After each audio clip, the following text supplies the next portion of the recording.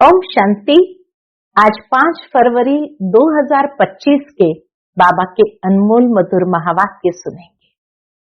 आज की मुरली में बाबा कहे, बच्चे, दुनिया में मनुष्य एक दूसरे को राम राम करते हैं।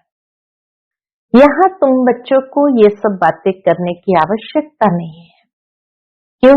क्योंकि ये फैमिली है। दुनिया में मनुष्य जब सत्संगों में जाते हैं तो एक दूसरे के पांव पड़ते हैं, छोटे बड़ों के पांव पड़ते हैं, महात्माओं के पांव पड़ते हैं। वास्तव में बाबा कहे ये नम्रता सिखाने के लिए पांव पड़ते हैं। लेकिन यहाँ फैमिली है तो न राम राम कहना है, न गुड मॉर्निंग आदि कहना है। बाबा कहे ये गुड मॉर्निंग गुड नाइट शब्द भी अंग्रेजों से निकला है। यहाँ तो बाप बच्चों को नमस्ते करते हैं। कोई पूछते हैं ये कौन है, तो तुम उनको बताओ कि बाप दादा है। वो आश्चर्यचकित हो जाएंगे, बाप दादा दोनों इकट्ठे कैसे होंगे। बाबा कहे जैसे दुनिया में भी कोई एक व्यक्ति के डबल नाम होते हैं ना, राधे कृष्ण। अब एक फीमेल नाम है, एक मेल नाम है, लेकिन फिर भी दोनों नाम एक व्यक्ति पर होते हैं। यहाँ इस तन में बाप और दादा दोनों बैठे हैं। बाबा कहे ये बात तुम्हें समझानी है कि बेहद का बाप और ब्रह्मा दादा दोनों से हमें वर्षा प्राप्त होता है। और इसीलिए बाबा आकर के हमें फजीलत सिखाते हैं कि बच्चे, तुम देवताओं की दुनिया में जा रहे हो तो तुम्हारे अंदर बहुत रॉयल मैनर्स चाहिए, फजीलत बहुत अच्छी चाहिए, नम्रता मधुरता का गुण नेचुरल रूप में होना चाहिए। पाँव नहीं पड़ना है, नम्रता सीखने के लिए नेचुरल हो। तो सुनते हैं आज के बाबा के अनमोल मधुर महावाक्य। ओम शांति। मीठे बच्चे, इस शरीर रूपी कपड़े को यहाँ ही छोड़ना है, इसलिए इससे ममत्व मिटा दो। कोई भी मित्र संबंधी याद न आए। आज की मुरली से प्रश्न है, जिन बच्चों में योग बल है उनकी निशानी क्या होगी?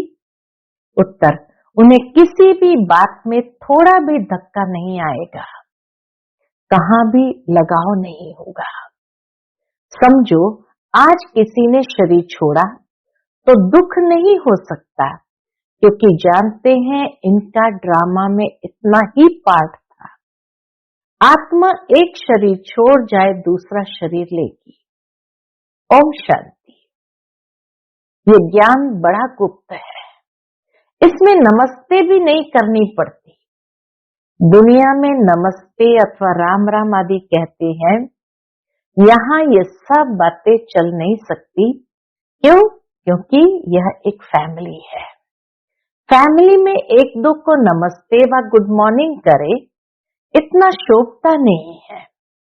घर में तो खान पान खाया, ऑफिस में गया फिर आया, ये चलता रहता है। नमस्ते करने की दरकार नहीं रहती। गुड मॉर्निंग का फैशन भी यूरोपियन से निकला है, नहीं तो आगे कुछ चलता नहीं था। कोई सत्संग में आपस में मिलते हैं तो नमस्ते करते हैं, पांव पड़ते हैं। ये पांव आदि पड़ना नम्रता के लिए सिखलाते हैं। बच्चों के अंदर नम्रता आए उसके लिए पांव आदि पड़ना सिखाते हैं। यहाँ तो तुम बच्चों को देही अभिमानी बनना है। समझ है? तो यहाँ देही अभिमानी बनना है। आत्मा आत्मा को क्या करेगी? फिर भी कहना तो होता है। जैसे बाबा को कहेंगे बाबा नमस्ते, अब बाप भी कहते हैं मैं साधारण ब्रह्मा तन द्वारा तुमको पढ़ाता हूँ, इन द्वारा स्थापना कराता हूँ। कैसे? सो तो जब बाप सन्मुख हो तब समझावे, नहीं तो कोई कैसे समझे। यह बाप सन्मुख बैठ समझाते हैं तो बच्चे समझते हैं। दोनों को नमस्ते करना पड़े। बाप दादा नमस्ते। बाहर वाले अगर ये सुने तो मूंझेंगे, ये क्या कहते हैं बाप दादा। डबल नाम भी बहुत मनुष्य के होते हैं ना, जैसे लक्ष्मी नारायण अथवा राधे कृष्ण, ऐसे नाम भी है ना। यह तो जैसे स्त्री पुरुष इकट्ठे हो गए, एक फीमेल नाम है एक मेल नाम है, दोनों इकट्ठे हो गए। अब यह तो है बाप दादा, इन बातों को तुम बच्चे ही समझ सकते हो। जरूर बाप बड़ा ठहरा, वह नाम भल डबल है परंतु है तो एक ना, सोल तो एक ही, यहाँ तो दो सोल है। फिर दोनों नाम क्यों रख दिए हैं? अभी तुम बच्चे जानते हो ये रॉन्ग नाम है, डबल नाम रखना रॉन्ग है। बाबा को और तो कोई पहचान न सके। तुम कहेंगे नमस्ते बाप दादा, बाप फिर कहेंगे नमस्ते जिस्मानी रूहानी बच्चे। हम कहते हैं नमस्ते बाप दादा, तो बाप फिर कहेंगे नमस्ते जिस्मानी रूहानी बच्चे, परंतु इतना लंबा शोभता नहीं है। अक्षर तो राइट है, तुम अभी जिस्मानी बच्चे भी हो तो रूहानी भी हो। शिव बाबा सभी आत्माओं का बाप है और फिर प्रजापिता भी जरूर है। प्रजापिता ब्रह्मा की संतान भाई बहन है, प्रवृत्ति मार्ग हो जाता है। तुम हो सब ब्रह्मा कुमार कुमारियां। ब्रह्मा कुमार कुमारियां होने से प्रजापिता भी सिद्ध हो जाता है, इसमें अंधश्रद्धा की कोई बात नहीं। बोलो, ब्रह्मा कुमार कुमारियों को बाप से वर्षा मिलता है, ब्रह्मा से नहीं मिलता। ब्रह्मा भी शिव बाबा का बच्चा है। सूक्ष्म वतनवासी ब्रह्मा विष्णु शंकर, यह है रचना। इन्हों का रचयिता है शिव। शिव के लिए तो कोई कह न सके कि इनका क्रिएटर कौन। शिव का क्रिएटर कोई होता नहीं। ब्रह्मा विष्णु शंकर यह है रचना, इन्हों के भी ऊपर है शिव, सब आत्माओं का बाप। अब क्रिएटर है तो फिर प्रश्न उठता है कब क्रिएट किया। क्रिएटर है शिव बाबा तो प्रश्न उठता कब क्रिएट किया। नहीं, यह तो अनादि है, आत्माओं को क्रिएट नहीं किया जाता है, यह तो अनादि है। इतनी आत्माओं को कब क्रिएट किया, ये प्रश्न नहीं उठ सकता। यह अनादि ड्रामा चला आता है, बेअंत है, इनका कभी अंत नहीं होता। यह बातें तुम बच्चों में भी नंबरवार समझते हैं। यह है बहुत सहज। बाबा जो बातें समझाते बहुत सहज, एक बाप के सिवाय और किसी से लगाव न हो। कोई भी मरे वह जिए, गायन भी है अम्मा मरे तो भी हलवा खाना। समझो कोई भी मर जाता है, फिक्र की बात नहीं होती, क्योंकि ये ड्रामा अनादि बना हुआ है। ड्रामा अनुसार उनको ये समय जाना ही था।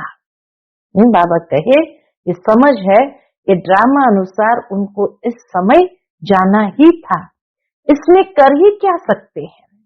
जरा भी दुखी होने की बात नहीं, यह है योग बल की अवस्था। हम बाबा कहे जिसके अंदर ये समझ पक्की है तो ये योग बल की अवस्था है। लॉ कहते हैं जरा भी धक्का नहीं आना चाहिए। सब एक्टर्स है ना, अपना अपना पार्ट बजाते रहते हैं। बच्चों को ज्ञान मिला हुआ है, बाप से कहते हैं हे परमपिता परमात्मा आकर हमको ले जाओ। इतने सब शरीरों का विनाश कराए, सब आत्माओं को साथ में ले जाना, ये तो बहुत भारी काम हुआ। यहाँ कोई एक मरता है तो 12 मास रोते रहते हैं। बाप तो इतनी सारी ढेर आत्माओं को ले जाएंगे, सबके शरीर यहाँ छूट जाएंगे। बच्चे जानते हैं महाभारत लड़ाई लगती है तो मच्छरों सदृश जाते रहते हैं। नेचुरल कैलेमिटीज भी आने की है। ये सारी दुनिया बदलती है।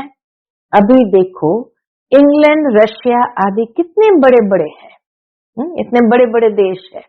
सतयुग में ये सब थे क्या? दुनिया में यह भी किसकी बुद्धि में नहीं आता कि हमारे राज्य में ये कोई भी थे नहीं। एक ही धर्म, एक ही राज्य था। तुम्हारे में भी नंबरवार है जिनकी बुद्धि में अच्छी रीति बैठता है। अगर धारणा हो तो वह नशा सदैव चढ़ा रहे। नशा कोई को बहुत मुश्किल चढ़ा रहता है। मित्र संबंधी आदि सब तरफ से याद निकालकर एक बेहद की खुशी में ठहर जाए, बड़ी कमाल है, बड़ी कमाल है।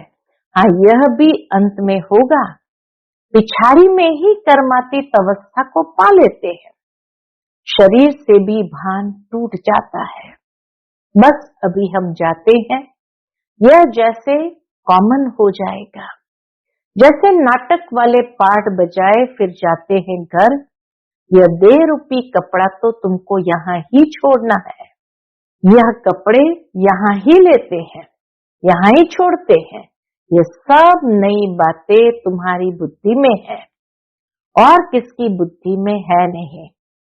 अलफ और बे, अलफ है सबसे ऊपर में, कहते भी है ब्रह्मा द्वारा स्थापना, शंकर द्वारा विनाश, विष्णु द्वारा पालना।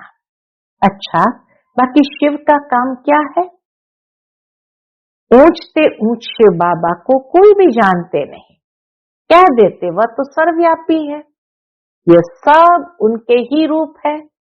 सारी दुनिया की बुद्धि में यह पक्का हो गया है। कौन सी बात? ये परमात्मा सर्वव्यापी है, इसलिए सब तमो प्रधान बने हैं। बाबा कहे ऐसे उल्टे ज्ञान के कारण ही तमो प्रधान बने हैं। बाप कहते सारी दुनिया दुर्गति को पाई हुई है, फिर हम ही आकर सबको सद्गति देते हैं। अगर सर्वव्यापी है तो क्या सब भगवान ही भगवान है? एक तरफ कहते हैं ऑल ब्रदर्स, फिर कह देते ऑल फादर्स। समझते नहीं है। अब तुम बच्चों को बेहद का बाप कहते हैं, बच्चे मुझे याद करो तो तुम्हारे विकर्म विनाश होंगे। तुम्हें इस दादा को व मम्मा को भी याद नहीं करना है। बाप तो कहते हैं कि न मम्मा न बाबा, कोई की महिमा कुछ भी नहीं। शिव बाबा न होता तो ये ब्रह्मा भी क्या करता? इनको याद करने से क्या होगा? हाँ, तुम जानते हो इन द्वारा हम बाप से वर्षा ले रहे हैं, इनसे नहीं। यह भी उनसे वर्षा लेते हैं, तो याद उनको करना है। यह तो बीच में दलाल है।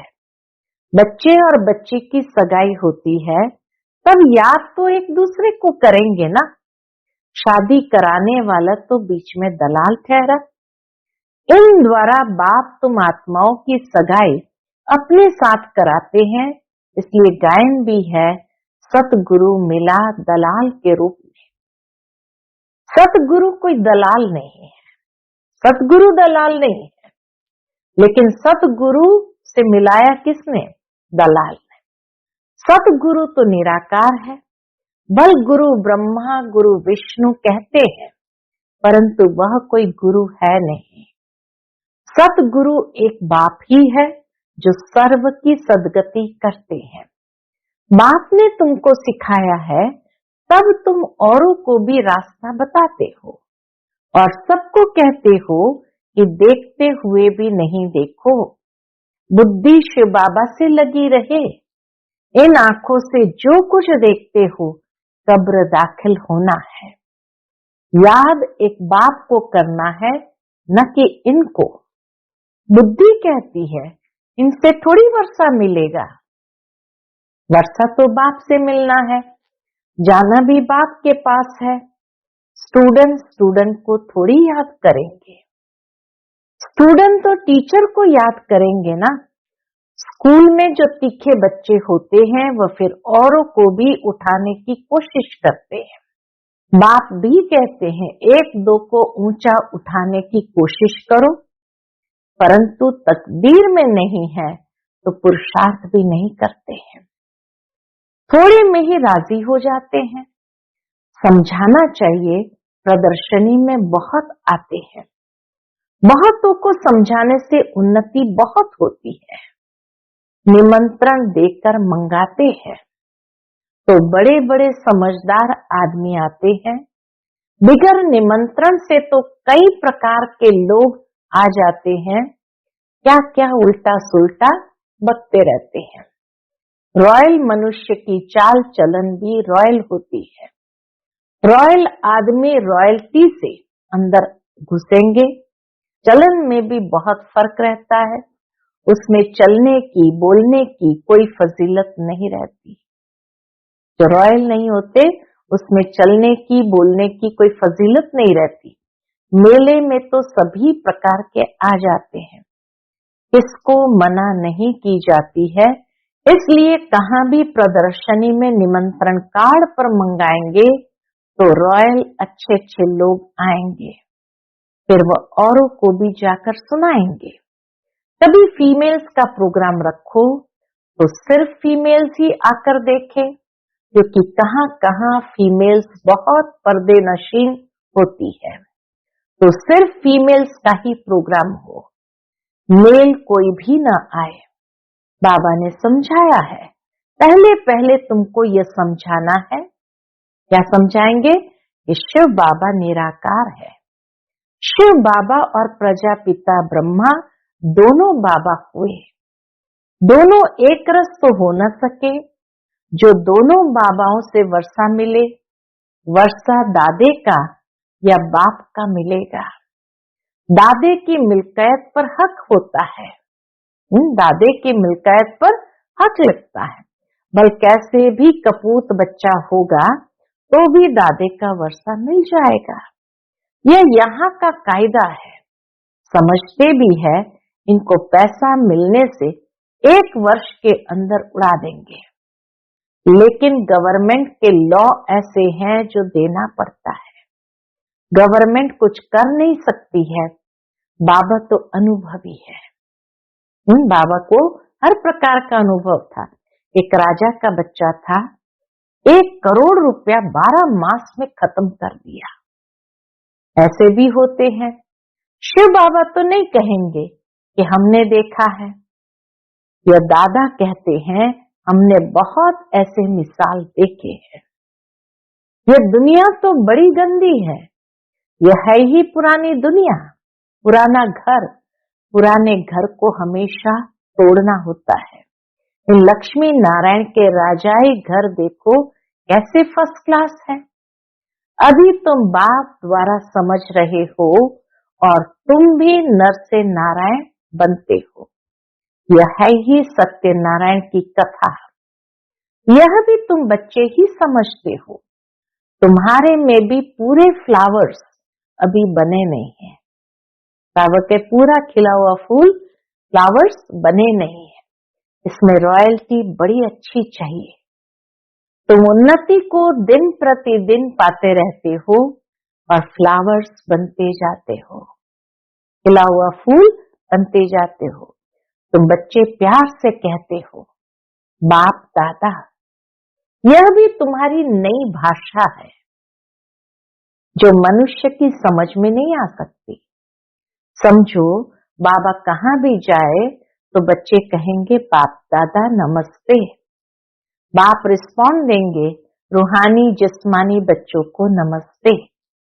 ऐसे कहना पड़े ना, कोई सुनेंगे तो कहेंगे ये तो कोई नई बात है।